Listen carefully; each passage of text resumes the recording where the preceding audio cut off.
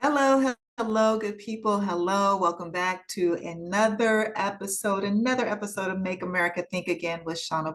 If you can just only hear my voice over the airwaves, are you listening to the podcast? And for those that are here on YouTube, thank you for joining me again. Thank you for subscribing. Please share the videos and bring some more folks over. And all you people that can just hear my voice, come find me on YouTube. Okay, Shauna Vonn, Vonn. N is in Nancy, N is in Nancy. So let's update. Let's all get caught up and updated on the business, the things that happened this week. And I'm going to try to put these in some sort of order of urgency for you. Number one thing that happened this week that you should really be paying attention to. I'm not going to tell you to be afraid. I don't want you to be afraid. I want you to be prepared. This is a moment where we need to be informed. We need to remain informed, and we need to be in active preparation at all times. So what we saw on Friday with a judge getting arrested, that's a 5-alarm fire. Like, you hear a lot of mainstream media talking about constitutional crisis. We were there when this administration began actively defying an order of the Supreme Court. The order to bring back Kilmar Garcia. He's still not here. He is still in El Salvador. So they have not returned him. This was a 9-0 decision, unanimous decision by the Supreme Court. This administration is actively ignoring that order, that court order. And then on Friday, they arrested a judge. And why you should be very concerned about that is because this is a full-out attack on the judicial system. And once we get to a point where this administration or one branch of government is completely ignoring and defying another branch of government that is built in to be checks and balances on each other, then we have a constitutional crisis. So people keep saying, oh, we're entering it, or we're getting there, or we're inching closer. I believe we're here. We are here. And the arrest of that judge solidified it for me.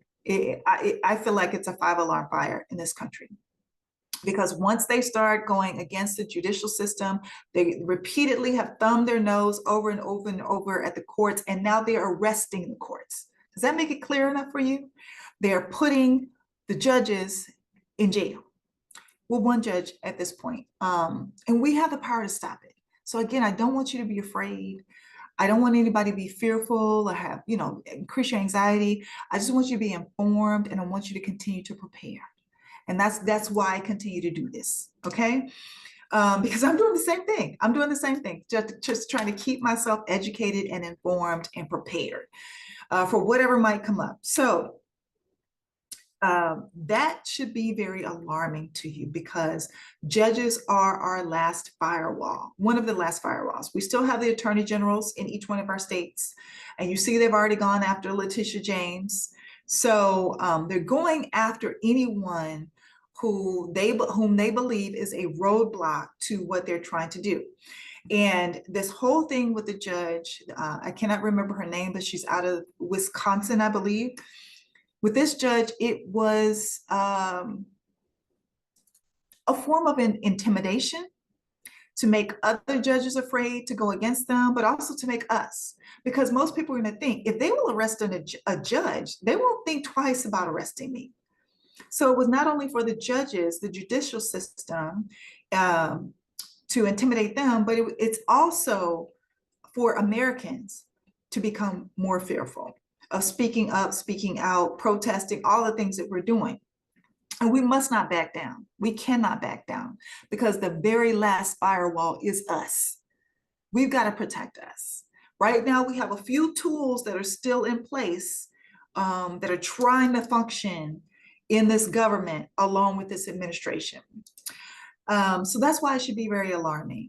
And there was something else I was going to say about it. So they arrested her, basically saying that she was trying to harbor or aid and abet a migrant that they were trying to arrest, and saying that she let this person go out through a back door. Now, again, if you've seen this video online, I'm going back to what I've been saying. There's no way anyone can convince me that this individual, this man, is part of a gang. He I just want you to find the video. There's no way. So what they're saying is, oh, he's committed a crime. First of all, he was in court, and I believe from what I read that whatever was he was arrested for, or the allegations against him, were dropped, and they were releasing him. And I guess he went out a back way versus coming out of the front court doors. Don't know how, that we don't have enough information as to how this all went down. Because I mean, it's just been a day.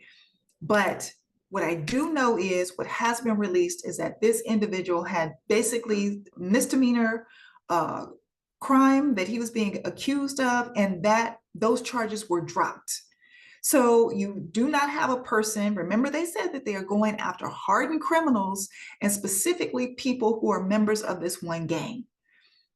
This dude does not fit, like I said previously, does not even look like he remotely moves in that type of world. So that happened on Friday. That to me is a top level of urgency for you to be concerned and worried about, because, and here's the thing, what we also saw on this week, I'm going to give you exactly what we saw this week, why they felt the intimidation was necessary, because judges are winning. Judges are winning. So, U.S. judge blocks parts of President of Felon 47's executive orders seeking to impose new requirements on federal elections. So there was a win for judge. In Reuters magazine, U.S. judge blocks Felon 47 administration from withholding federal funds from 16 sanctuary cities. That would be Los Angeles, where I live. We would be included in that. Another win for judges. In Concord, New Hampshire, judge temporarily halts the White House's push to end diversity, equity, and inclusion efforts in K through 12 public schools.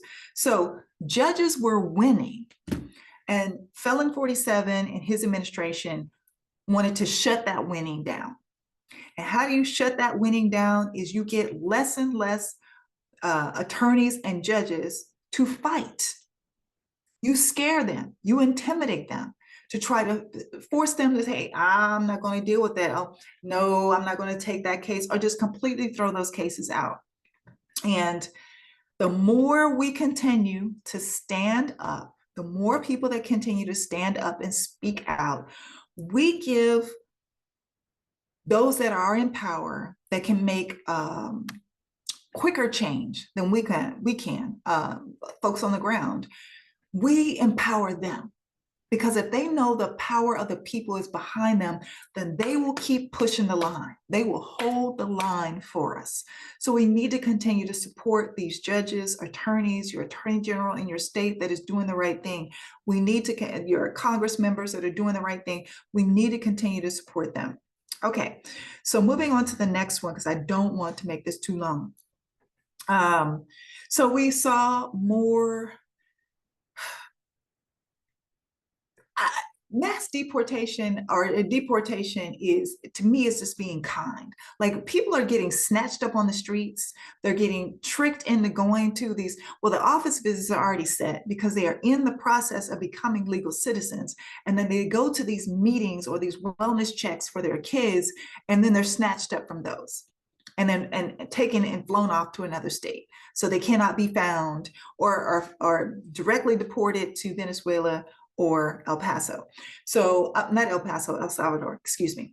So what we saw here again over the past 48 hours is that the total now is 4 American children that have been deported, that have been sent to El Salvador. You have 4 children as young as 2 years old, 2 years old, sent to a prison in El Salvador.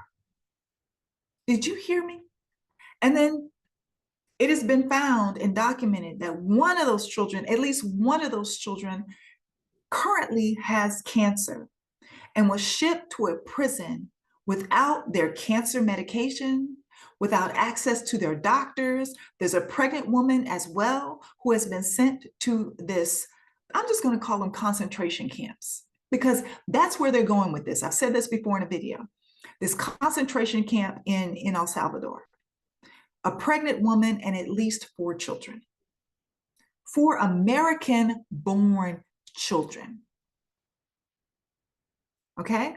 So I don't care what the parents are. These are 4 American-born children. So there's no disputing that they are Americans. There's one father that is still here, and his wife, and I believe 2 of the children were deported. And he's wondering where the hell his wife and his 2 children are. So that happened this week. Pete Hegseth. Pete Hegseth has not only been found, it's not only been found that he was used Signal on multiple occasions to communicate and discuss top secret classified information. He has had his wife and personal attorney in these meetings or in these conversations in Signal. And then this week we found out he has a direct line of Signal on his computer in the Pentagon, where his office is supposed to be like a SCIF. So you're not supposed to bring your personal cell phones in there. You're not supposed to have Apple Watches in there. You're not supposed to have any type of electronic device that can be picked up and easily detected by any of our enemies. And this dude connected Signal to his computer in his office. And then just today we found out that he is repeatedly has been using his personal cell phone to communicate about classified information. Here's my thoughts on Pete Hegseth. These are my personal thoughts. Let's see if it comes into fruition. So it would take something, a very egregious infraction to the point where people might be harmed for this administration to get rid of him. Why do I say that? Because he is the useful idiot that they have put in place for the next steps of their plan. They need him to be over the military. They need him to remain Secretary of Defense. And so anything shy of somehow people being harmed, whether that's military or civilians, I believe anything shy of that, they are not going to do anything. But here's what we have working in our favor. This individual, Pete Hegseth, has repeatedly shown us his weaknesses. Every day, we find out more and more about this individual, and he has shown his weaknesses. So to the powers that be that are paying attention and planning and strategizing, hear me when I say, this is an individual who is very vulnerable, has lots of weaknesses, and would be easily targeted through those weaknesses. And I'm just going to leave it at that. All right, so moving right along, I did find out some more information. Remember how I kept telling you these icy people do not move like icy people, and the people that they're picking up do not move like gang members. Okay, I'm still doing my research, still doing my digging.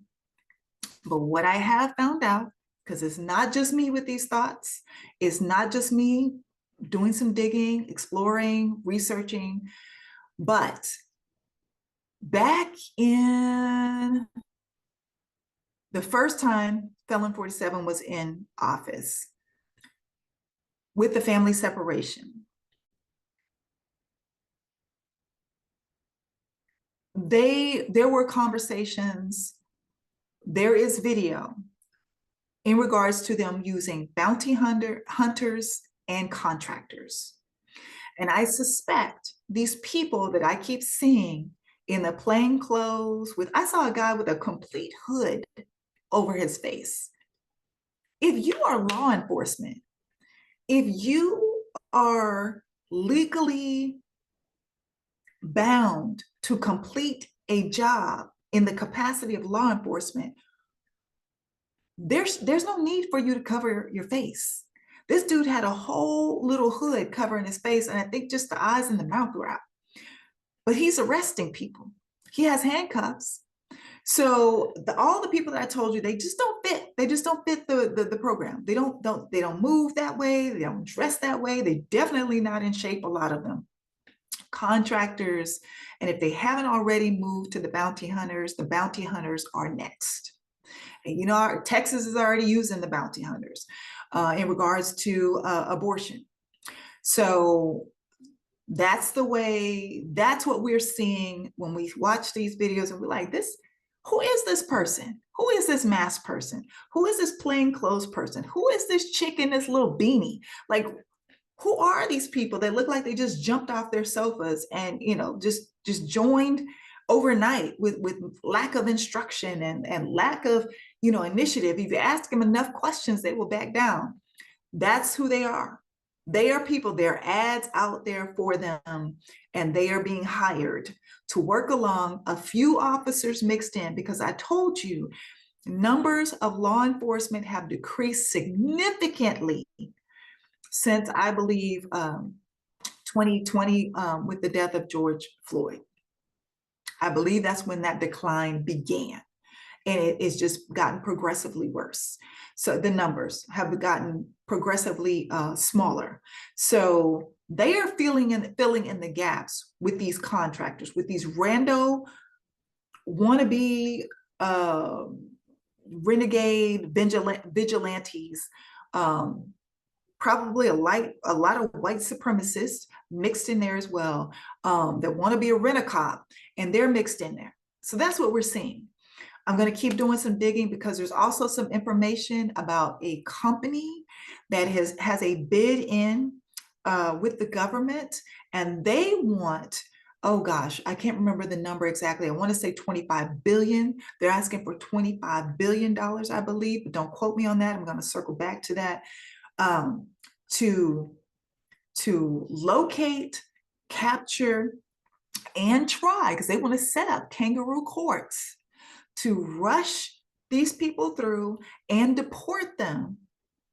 And of course, they're going to stack them with conservative judges and then deport them. They want the government, a government contract, to do all of that business.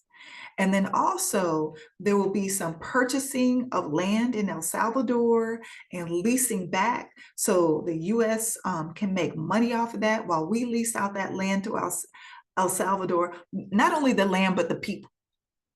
So I'm gathering information. I want to give you a full detailed story, and I want to have a broad amount of sources before I give you full information on that. So hold on that piece. What else? Oh, the boycotts. I want to give you a boycott update. That's going to be the last thing I talk about. So boycott update. All right. So somebody wrote on a previous update on the boycotts, and I appreciate your comment. Let me say that first. But I do want to clarify. I did not sign up with Pastor Bryant out of Atlanta and his church, New Birth. I was already boycotting Target, Amazon, McDonald's, Starbucks. I was already boycotting those companies.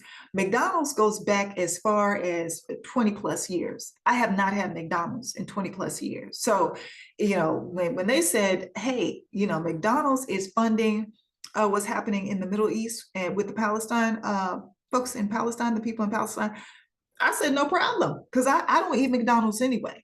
Starbucks was a little tricky, a little difficult, but I did it. Not only for Palestine, but also for the young people, the young employees that were trying to unionize, and Starbucks were fighting them on that. Amazon, same situation, because they are fighting their employees from unionizing. I belong to 2 unions. I've already told you that. They work diligently for me, so I believe in unions. So I want to make that clear. I'm not jumping on the bandwagon with anybody. I was already doing this. But I do want to tell you, there were 4 asks by Pastor Bryant and the New Birth Church. When they had their folks sign up for the Target boycott, they had 4 different asks.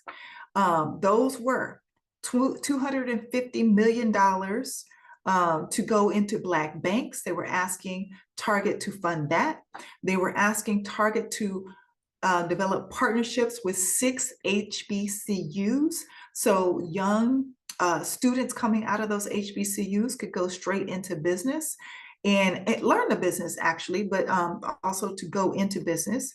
And then they were also asking for $2 billion? Yes, to invest $2 billion in Black businesses.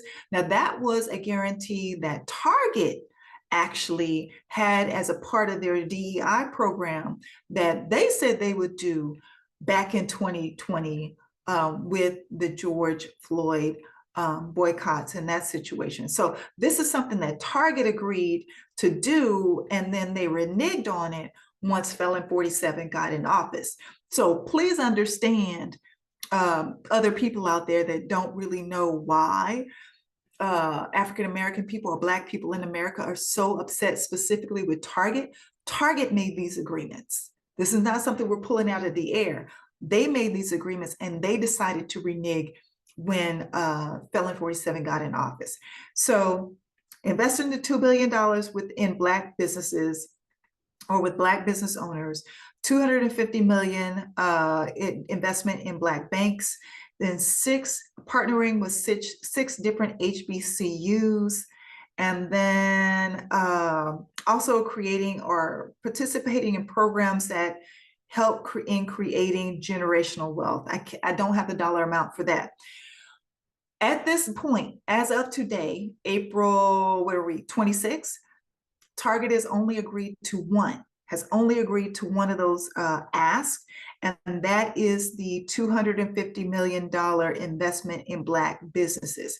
Now, how that works out is Target basically saying that we will bring in more Black businesses into our company, let them get set up, let them sell and market their product through Target, which is what is already happening, but it's talking about increasing that amount. Now, if there's some other sort of investment component to that that I'm not aware of, there might be certain dollar amounts allotted or earmarked to go directly into Black businesses outside of Target. I'm not sure, but what I do know is increasing what they are already doing within Target right now. Like a lot of you might follow or know of Tabitha Brown. She has her seasoning, she has her hair care products, she has her books. Like a lot of her creative products are marketed through Target, are sold through Target. So increasing that number. So that's the only one that they have agreed to so far. Now, how is the boycott going to continue? So through April 28th, we still are on General Mills. General Mills, are cereals, Yoplait yogurt. I can think of, we're boycotting General Mills, or we have been boycotting General Mills. May 6th, we circle back to Amazon. May 6th through the 12th is Amazon. And then the month of May is going to be heavy and more intense. So May 6th through 12th is Amazon. We're also going to circle back to McDonald's, circle back to Target and Walmart in the month of May. Two specific things I want to say about the month of May. Target, because what Target is doing, basically Target is doing kind of one of those playing in our faces things. So Target is doing, and I'm quite sure you have seen them. I've seen these commercials. I've seen these marketing spots.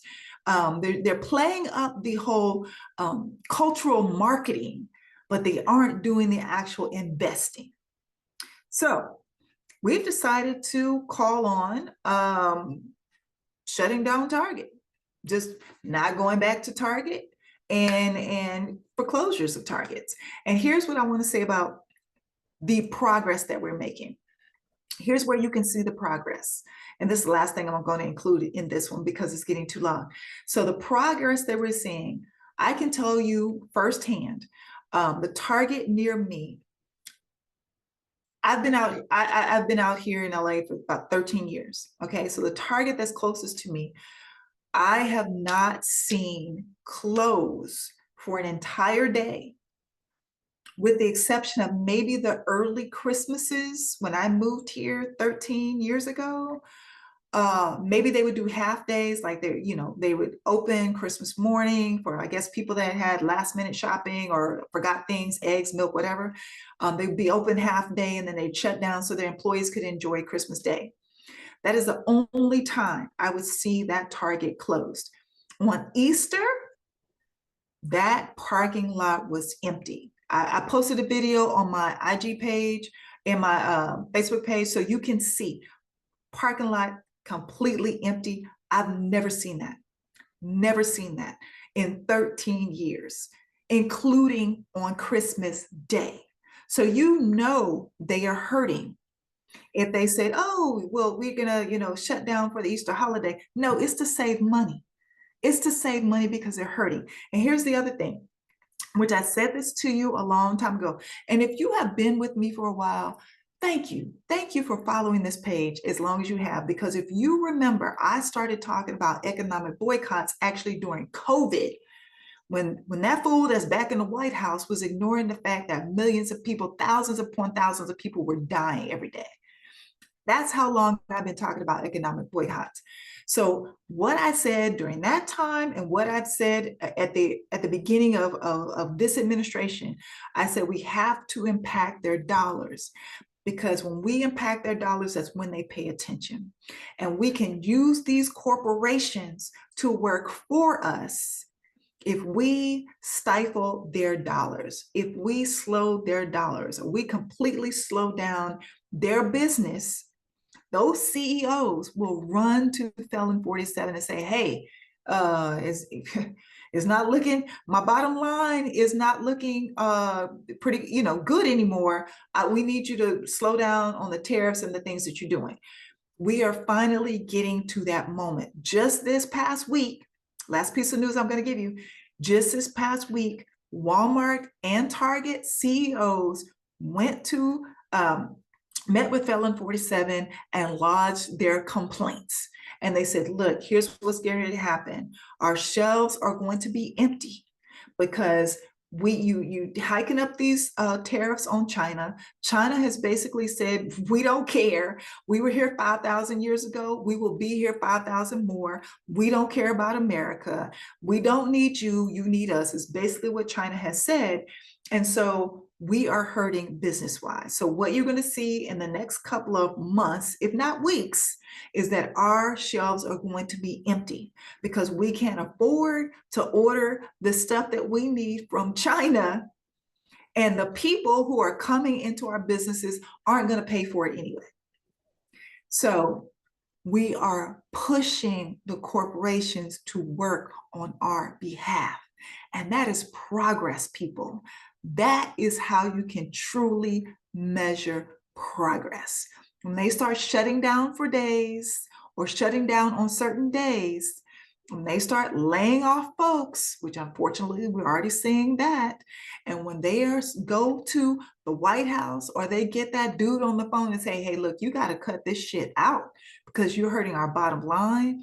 And at the end of the day, clearly, the people are letting us know they aren't coming in here anymore. So We're getting the corporations to work on our behalf. I'm going to wrap this one up because it's getting too long. But what I am saying to you is hold the line. It is working. It might not seem like it's working. You might not think, oh, this is a trivial thing. But consistency, just like if you're a person that works out, you know this.